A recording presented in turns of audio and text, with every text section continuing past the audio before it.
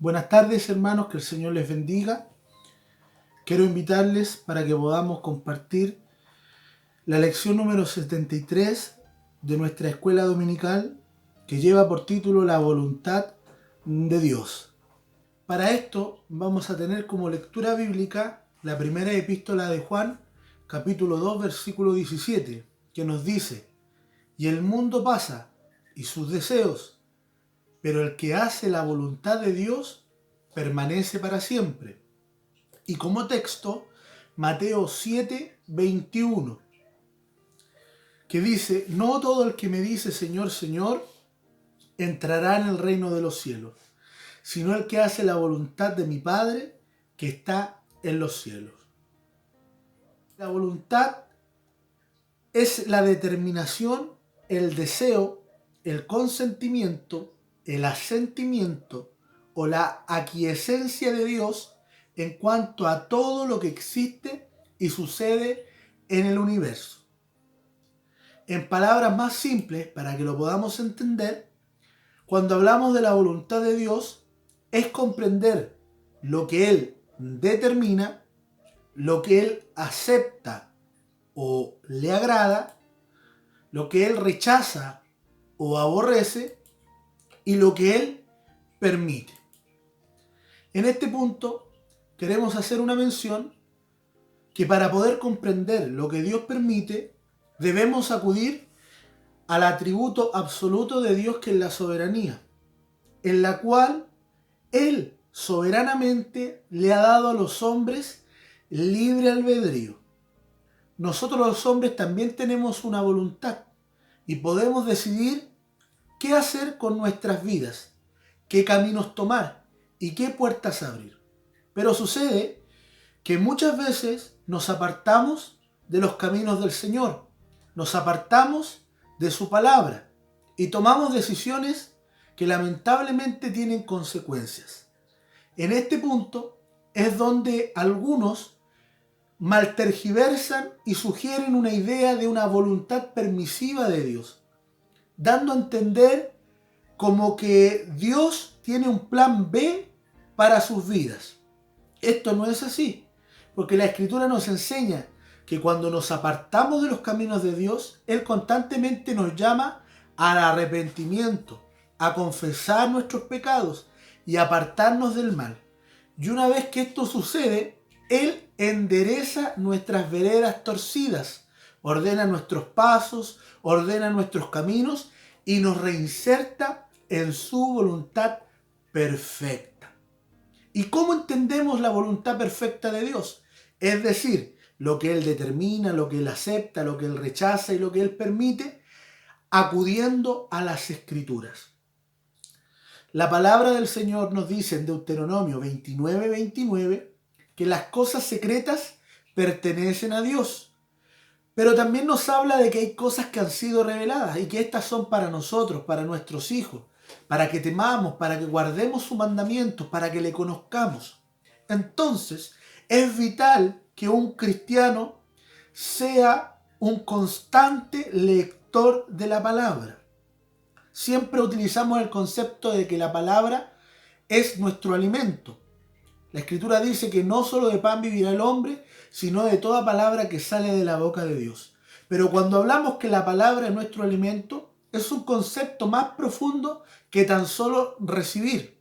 Implica la idea también de desarrollar acciones acordes a lo que hemos recibido en nuestro interior. Por eso Jesucristo decía: mi comida es que haga la voluntad del que me envió. ¿Quiere hacer usted la voluntad de Dios? Acuda a las Escrituras y póngalas por obra. Vamos a estudiar aspectos en torno a la voluntad de Dios. Lo primero que vamos a ver es que las acciones de Dios van acorde a su voluntad, a lo que Él nos ha expresado en la Escritura. Dios es el mismo de ayer, de hoy y por los siglos. Y en Él hay una concordancia en su accionar a través del tiempo. Por ejemplo, encontramos en Efesios 1:11 las siguientes expresiones del apóstol Pablo. En él, Cristo, asimismo tuvimos herencia, habiendo sido predestinados conforme al propósito del que hace todas las cosas según el designio de su voluntad. La voluntad de Dios es amar a la humanidad. Y ante la caída del hombre, Dios tomó acciones que expresaban su voluntad, la de salvar, la de restaurar, la de rescatar. Y una de ellas es que antes de la fundación del mundo, Él tenía predestinado un Cordero Santo sin mancha, Jesucristo, el cual iba a ser el camino a la reconciliación entre los hombres y Dios. Aquí estamos viendo una referencia al plan eterno e inalterable de Dios, de salvación y restauración. En el punto número 2, vamos a ver que el mundo fue creado por voluntad de Dios. Nosotros no creemos en la casualidad, sino que creemos que hay un Dios eterno, un Dios creador, que de la nada hizo lo que hoy existe. Así lo dice el libro de Génesis, cuando nos enseña que el Señor, por medio de su palabra, Él dijo y existió. Apocalipsis 4:11 nos confirma esto diciéndonos: Señor, digno eres de recibir la gloria, la honra, el poder, porque tú creaste todas las cosas y por tu voluntad existen y fueron creadas. Dios determinó crear la humanidad e interactuar con ella. En relación a la voluntad de Dios, vamos a ver 5 aspectos importantes. El primero, que es la voluntad de Dios, creer en su Hijo. El segundo, que fue la voluntad de Dios, que Cristo, su Hijo, padeciese sufrimientos. Tercero, es la voluntad de Dios la santificación de los seres humanos. Cuarto, que la voluntad de Dios es que demos gracias en todo. Y quinto, estamos llamados a comprobar que la voluntad de Dios, si la llevamos a cabo, es perfecta y trae excelentes beneficios a nuestra vida. Primero, dice que la voluntad de Dios es creer en su Hijo. En 1 Timoteo 2:4 encontramos el deseo de Dios, el cual quiere que todos los hombres sean salvos y vengan al conocimiento de la verdad. Ese es su deseo. Pero acorde a este deseo, ejecutó una acción. En Juan 6:40 dice: y esta es la voluntad del que me ha enviado, que todo aquel que vea al Hijo y cree en Él tenga vida eterna, y yo le resucitaré en el día postrero. La voluntad de Dios es que creamos en Jesucristo. Por eso Él nos dice: el que en Él cree no es condenado, pero el que no cree ya ha sido condenado porque no ha creído en el Hijo unigénito. Y respecto a su Hijo, encontramos que sus sufrimientos fueron parte del plan y la voluntad de Dios. En Hechos 2:23 el apóstol Pedro nos dice: a este, refiriéndose a Jesús, entregado por el determinado consejo y anticipado conocimiento de Dios, prendiste y mataste por manos de inicuos crucificándole. Por esta razón, porque era la voluntad de Dios, Jesucristo, con toda naturaleza y libertad, podía decirles a sus discípulos que su vida no era que se la quitaban, sino que Él la exponía para cumplir la voluntad del Padre. Como este era el propósito de Dios, vamos a encontrar en la Escritura muchas huellas de aquello. Una de las más potentes la encontramos en Isaías capítulo 53, en donde se nos predice de manera muy exacta los sufrimientos del Mesías. Se nos habla de que es un varón experimentado en quebranto, que como cordero iría al matadero. Cuando observamos esta imagen nos damos cuenta que la profecía y la veracidad de los testimonios y huellas que Dios dejó respecto al sufrimiento de Cristo son una realidad innegable. Por eso Jesucristo recibe el título del Cordero de Dios que quita el pecado del mundo. Jesucristo, teniendo presente esto, nos deja un ejemplo importante de que no hay nada más vital para agradar a Dios que hacer su voluntad pese a todos los obstáculos que puedan existir. En el huerto de Getsemaní, Jesús estaba muy angustiado de tal forma que sus glándulas sudoríficas se reventaron y el sudor era como gotas de sangre. Y aún en ese estrés emocional y lucha espiritual, Él nos entrega una pauta maravillosa para llevar una vida en victoria. En Lucas 22:42 Él dice: Padre, si quieres pasa de mí esta copa, pero no se haga mi voluntad, sino la tuya. C. La voluntad de Dios es la santificación del ser humano. En Primera de Tesalonicenses, capítulo 4, versículo 3, nos dice: la voluntad de Dios es vuestra santificación.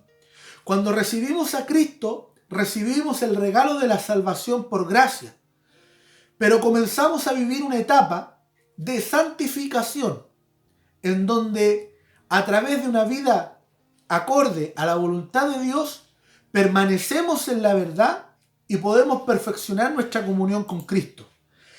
En Filipenses capítulo 2 versículos 12 y 13 nos dice: por tanto, amados míos, como siempre habéis obedecido, no como en mi presencia solamente, sino mucho más ahora en mi ausencia. Mire lo que dice aquí: ocupaos en vuestra salvación. No dice ocupaos en ganar la salvación. La salvación Cristo ya la entregó por medio de la fe y por gracia. Lo que nos dice ahora es que vivamos en santidad, que nos ocupemos con temor, con temblor, con reverencia, con diligencia en agradar a Dios. Y en esta tarea Dios nos ayuda. Nos dice que Él es quien produce el querer como el hacer por su buena voluntad. Es la voluntad de Dios que llevemos una vida agradable y apartados de todo tipo de iniquidad. D. La voluntad de Dios es que aprendamos a dar gracias en todo. La vida nos presenta obstáculos, a veces estamos arriba, a veces estamos abajo. Hemos comprendido que los que aman a Dios, todas las cosas les ayudan a bien. Entendiendo esto, vamos a ser capaces de dar gracias en todo, porque esta es la voluntad de Dios para con vosotros en Cristo Jesús. Primera de Tesalonicenses 5:18. Y es también el deseo de Dios que nosotros comprobemos esto que estamos estudiando. Si nosotros ponemos énfasis en nuestras vidas por guardar los mandamientos de Dios y vivir en santidad, nos va a suceder que vamos a ser testigos de que guardar la voluntad de Dios es la mejor decisión que podemos tomar. Romanos 12:2 nos dice: no os conforméis a este siglo, sino transformados por medio de la renovación de vuestro entendimiento, la santificación. ¿Y para qué nos santificamos? Para que comprobemos cuál sea la buena, la agradable y perfecta voluntad de Dios. Mire qué maravillosas son las descripciones que nos da la Escritura de la voluntad de Dios. Debemos confiar que Dios nos ama y que quiere lo mejor para nosotros, que Él es sabio y sabe lo que es mejor para nosotros, y que Él es poderoso para hacer posible las mejores cosas para nosotros. Comprendiendo todo esto, vamos a poder decir con libertad y de acuerdo al patrón de la oración que nos enseñó Jesús en Mateo 6:10: venga tu reino, hágase tu voluntad, como en el cielo, así también en la tierra. 4. La voluntad de Dios es que andemos rectamente. Esta es la principal característica de por qué debemos guardar la voluntad de Dios. Debemos marcar una diferencia a los que no han conocido la verdad todavía. Primera de Pedro 2:15 dice: porque esta es la voluntad de Dios, que haciendo bien hagáis callar la ignorancia de los hombres insensatos. A través de la Escritura vamos a alcanzar el conocimiento de cómo debe ser nuestra conducta, nuestra forma de pensar, nuestra forma de actuar. Y eso nos va a dar valor, nos va a dar un peso, el cual puesto en balanza debe ser hallado justo, cabal, íntegro. Dios quiere que seamos la luz del mundo. Y quinto, también para terminar esta lección, debemos comprender también que en nuestra vida espiritual debemos poder buscar que el Espíritu Santo actúe en nuestras vidas, en nuestras oraciones. Nos dice que el Espíritu intercede por los creyentes conforme a la voluntad de Dios. Romanos 8:27 nos dice: mas el que escudriña los corazones sabe cuál es la intención del Espíritu, porque conforme a la voluntad de Dios intercede por los santos. Qué importante es poder también ser guiado por el Espíritu y poder también orar por los propósitos de Dios, lo cual debemos comprender a través de la Escritura, pero también a través de la dirección del Espíritu Santo. Como conclusión, la voluntad de Dios está registrada en la Escritura. Por lo tanto, hacemos bien en estudiarla, mayormente en desarrollar una convicción firme en su veracidad y su eficacia. De esta forma, al obedecer, es decir, hacer la voluntad de Dios, tomaremos la mejor decisión que podemos emprender, pues traerá inevitablemente una vida abundante en Cristo, que es lo que todos anhelamos poder llevar a cabo. Espero poder haber edificado sus vidas. Les invito para que estemos atentos a las redes. Por la tarde se va a estar compartiendo un culto, una bendición espiritual, para que sea de mucha bendición para nuestras vidas. Que el Señor les guarde.